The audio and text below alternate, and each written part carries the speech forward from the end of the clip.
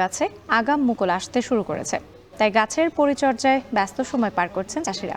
এ বিষয়ে আরও জানাতে সাতক্ষীরা থেকে যুক্ত হয়েছেন আহসান রাজীব। রাজীব, কোন জাতের গাছের আম গাছগুলোতে আগাম মুকুল আসতে শুরু করেছে জানতে চাই, এবং একই সাথে জানতে চাই এ নিয়ে কৃষি বিভাগ কি বলছে। রাত্রে সাতক্ষীরা অঞ্চলে মূলত আবহাওয়াজনিত কারণে আম গাছগুলোতে আগাম মুকুল আসে, একই সাথে আমটি কিন্তু আগাম বাজারে উঠতে শুরু করে। তো এখন যেহেতু ফাল্গুন আসতে আরো কিছুদিন বাকি আছে, এর মধ্যেই কিন্তু সাতক্ষীরার শীত কিছুটা অনুভূত কম হচ্ছে, যে কারণে মূলত গাছগুলোতে এখন আমরা দেখতে পাচ্ছি যে আমের যে মুকুল সেটি আসতে শুরু করেছে।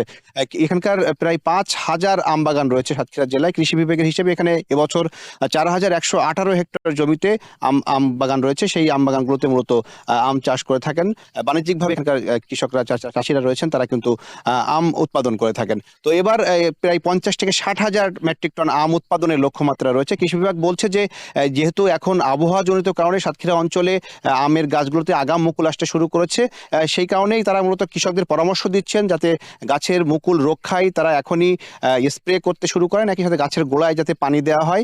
যেহেতু এখন আকাশে কিন্তু মেঘ রোদ কম উঠছে, একই সাথে সকালে কুয়াশা দেখা যাচ্ছে, এই কুয়াশার কারণে গাছের মুকুল ক্ষতিগ্রস্ত হয়ে থাকে। সেই কারণে মূলত তারা পরামর্শ দিচ্ছেন যাতে এই ক্ষতিগ্রস্তটি না হয়। এবং এবার কিন্তু আম উৎপাদনের লক্ষ্যমাত্রা তারা বলছেন যে 50 থেকে 60,000 মেট্রিক টন আম উৎপাদন হতে পারে, কারণ গত বছর আমের উৎপাদন কিছুটা কম হয়েছিল।